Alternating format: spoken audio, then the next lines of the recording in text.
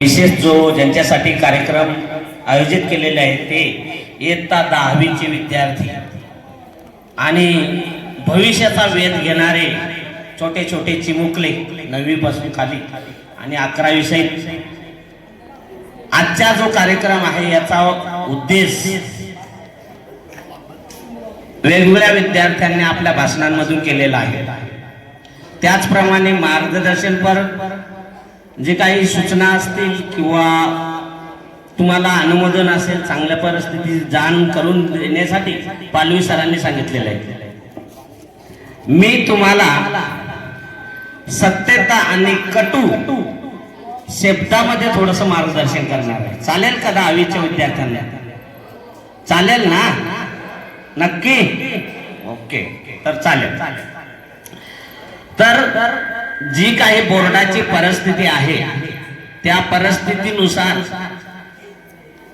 आपण कसं इथून पुढचे जे 7-8 दिवस आहे काय करायला पाहिजे हे तुम्ही ठरवायचं आहे।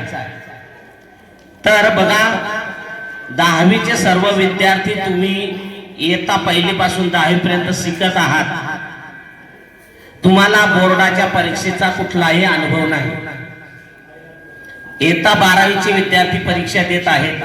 आम्ही त्या ठिकाणी स्वतः सुपरविजन करत आहेत, परंतु तिथली परिस्थिती काय आहे आजपर्यंत तुम्हाला तुमच्या वरिष्ठ मोठ्या भाऊ बहिणींनी कोणीतरी सांगितलं असेल की परीक्षेला गेलं ना की आपल्याला ऑटोमॅटिक येतं, मटेरियल येतं आणि लिहितो आणि पास होतो।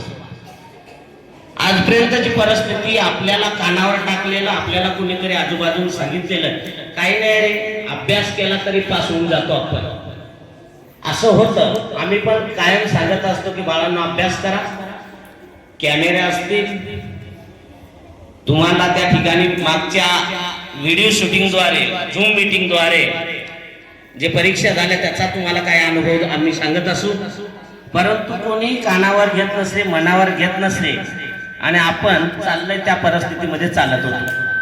परंतु रेल परिस्थिती आज जी आपल्याला येऊन ठेपलेली, आपल्याला त्याला सामोरे जायचं आहे ती परिस्थिती म्हणजेच आता इयत्ता 10वीचा पेपर पुढे चालू होणार आहे, परंतु आता सध्या इयत्ता 12वी इंग्रजी आणि मराठीचा पेपर होता, ते 2 पेपर संपलेले आहेत। तुम्हाला पण तुमच्या बंधू भगिनींकडनं माहिती मिळालेली असेल की बोर्डाची परीक्षा कशी चालू आहे। तर ह्या परीक्षे संदर्भात अधिक सखोल माहिती आपल्या सर्व माझे सहकारी मित्रांना आहे आणि त्याचेच काही उदाहरणं तुम्हाला सांगत आहे। तर बाळांनो लक्षात ठेवा, इयत्ता 10वीचे विद्यार्थ्यांनी परीक्षा सहज होणार नाही याची तुम्ही गांभीर्याने लक्ष घ्या। तुमच्या मनामध्ये जे असेल होऊन जाईल, परीक्षा काहीतरी आपण लिहू पास होऊ या भ्रमामध्ये राहू नका। तुम्हाला 7-8 दिवस आहे, त्याच्यामध्ये थोडासा अभ्यास करा, थोडंसं पुस्तक उघडा, त्याच्यामध्ये डोकं घाला, निदान आपण पास होऊ याच्यासाठी तरी प्रयत्न करा। कारण बोर्डावरती तिथे 42 कॅमेरे आहेत। किती कॅमेरे आहेत मुले लक्ष द्या, 10वीचे मुलं आणि मुली लक्ष द्या, किती कॅमेरे आहेत? 42 कॅमेरे आहेत। प्रत्येक हॉलमध्ये म्हणजे प्रत्येक वर्गामध्ये, प्रत्येक ब्लॉक मध्ये 1 किंवा 2 कॅमेरे आहेत। परिस्थिती अशी आहे, लक्षात ठेवा, ज्या ठिकाणी विद्यार्थी जर बसला असेल तर त्याच्या बेंच आहे, त्या बेंचवरती जी कॉफी असेल ती कॉफी तुमच्याकडे असतं ना, स्पार्क असतं, कोहिनूर असतं ना, त्याची एक छोटीशी चिठ्ठी जरी असेल ना तरी स्पष्ट वाचता येतं, एवढं झूम होतो। त्याच्यामुळे तुम्हाला कोणतीही कॉपी करता येणार नाही। याच दृष्टीने मनामध्ये विश्वास धरून जायचंय की आपण स्वतः लिहिणार। नाहीतर काय होतं परिस्थितीनुसार, बघा काही विद्यार्थी 12वीचे पेपर झाल्यानंतर रडायला लागले। आता त्या ठिकाणी कोणीही काही करू शकत नाही, तुम्ही रडले पडले तरी काहीच करू शकत नाही। काय रडायचं असेल तर तुम्ही आताच रडून घ्या, परीक्षा रडून काही उपयोग होत नाही, बरोबर आहे की नाही? रडण्याऐवजी थोडाफार अभ्यास करा आणि पेपर व्यवस्थित लिहा। अतिशय सोपे पेपर असतात, परंतु आपण आपल्या मनामध्ये न्यूनगंड करून घेतलेला असतो की आपण कॉपी केल्याशिवाय लिहू शकत नाही. तर हा तुमचा गैरसमज आहे, तो विद्यार्थ्यांनी काढून टाका. 10वीचे विद्यार्थी लक्ष द्या, मुलं लक्ष द्या.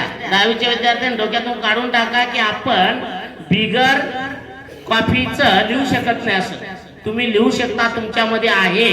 तुमच्यामध्ये आत्मविश्वास निर्माण करा. तुम्ही थोडेफार पुस्तकं जर उघडले ना तर तुम्ही 100% काय करू शकता, त्या पेपरमध्ये पास होऊ शकतात. बिगर कॉफीचं तुम्हाला 50% जास्त पर्सेंटेज एका विषयामध्ये पाडू शकतात. अशी तुमच्यामध्ये धमक आहे, परंतु तुम्ही स्वतःहून जागृत करत नाहीत आपल्या आतमध्ये काय आहे ते. आपण फक्त कॉपीच्या भरोश्यावर राहिलोय. ते सोडून द्या आता प्रयत्न. तुम्हाला जाधव सरांनी, बागुल सरांनी, पवार सरांनी सांगितलं असेल, कांबळे सरांनी सांगितलं असेल भरपूर, पण तुमचं काय बसत नाही. सर असेच बोलतात आपल्याला आणि कॉपी चालते, आहे का नाही? सर सांगतात, पण त्याच्यावर विश्वास बसला का तुमचा? नाही. पण आम्ही तिथं 12वीची परीक्षेच्या आता सुपरविजन करतोय. तिथली परिस्थिती काय आहे हे तुम्हाला सांगणं गरजेचं होतं. तर बाळांनो, तुम्ही घाबरून जाऊ नका परीक्षेला. तुम्ही स्वतः थोडासा पुस्तक घ्या, त्याच्यामध्ये थोडासा एक रिव्हिजन करा, थोडासा बघा डोकून. सरांनी उदाहरणं दिले असतील बरोबर ना, सायन्सचे असतील, मॅथचे असतील, ते बघा, थोडंफार वाचा, रिव्हिजन करा. तुम्ही त्याच्यामध्ये सक्सेस 100% होऊ शकतात. नुसतं काही न वाचता गेले असता तर तुम्ही तिथं बसल्याशिवाय काहीच उपयोग होणार नाही. नुसतं बसून राहणार, बघत राहणार. याच्यासाठी घाबरू नका. थोडासा पुस्तकामध्ये डोकून बघा आणि 100% तुम्ही तिथे पेपर व्यवस्थित लिहू शकता. लक्षात आलं सर्वांना? ओके. तर अशा पद्धतीने तुम्ही व्यवस्थित जा, व्यवस्थित अभ्यास करून जा आणि चांगलं पेपर द्या. आमचा तुम्हाला कायम आशीर्वाद असेल. तुम्ही चांगल्या मार्काने पास हो आणि पुढच्या वर्षी आपल्या शाळेमध्येच 11वीला ऍडमिशन सर्व विद्यार्थ्यांचं होईल अशी आशा बाळगतो आणि थांबतो. धन्यवाद.